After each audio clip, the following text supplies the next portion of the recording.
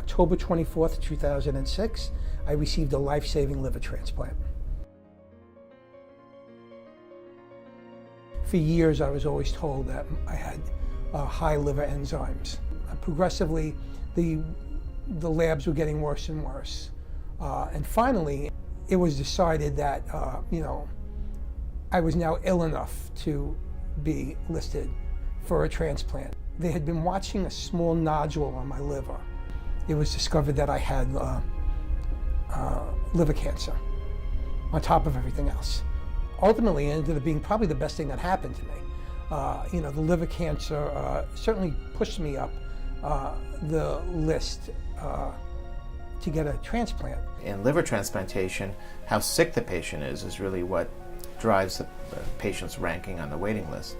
So it's a score that's derived from lab tests, and the score is calculated. It's called a MELD score, and the higher the MELD score, the higher the patient's rank is on the waiting list.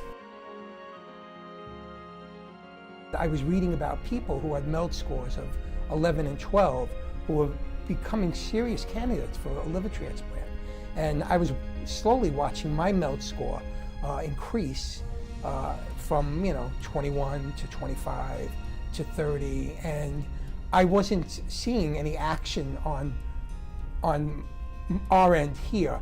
Depending on where you live in the United States, there's a gap between the organ supply that's available in that area and the number of patients that are waiting on the waiting list. New York State happens to have a lot of patients on the waiting list with liver disease, are in critical need of liver transplants, and relatively fewer number of organ donors for the population. So what this means is that our gap is quite large. I'm ill.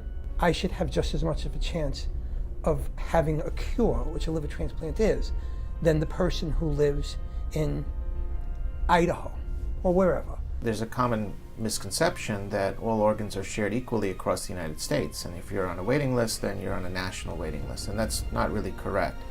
The waiting lists are really specific to the region.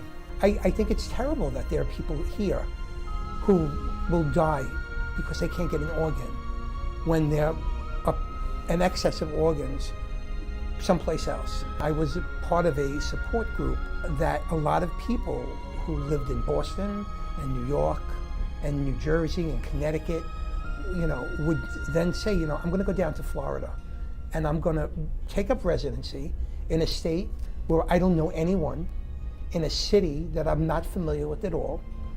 My network of support, whether it be my wife or my brother or my children or my sister, was here.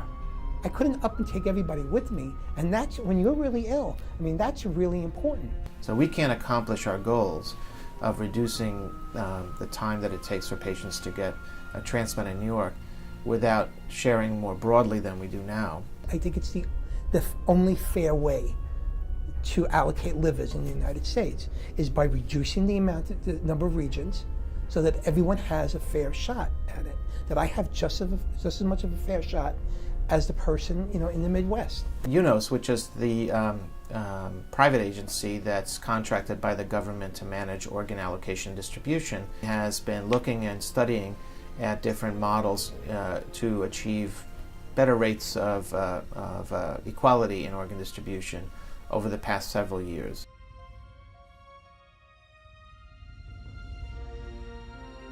I hope this passes. I hope this is not a discussion that we have to constantly have. I just think it's a no-brainer as far as I'm concerned. It's the fair thing.